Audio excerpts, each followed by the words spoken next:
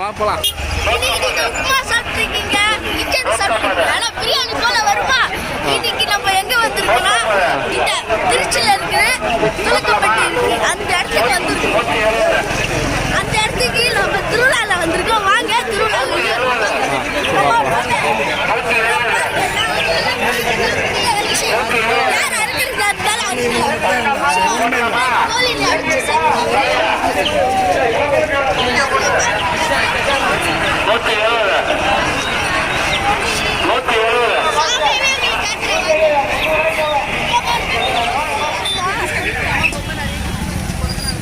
எவ்வளோ பெரிய கடை வீதின்னு பாருங்க எல்லாரும்.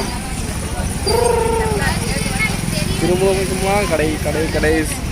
Hi friends, welcome to this channel.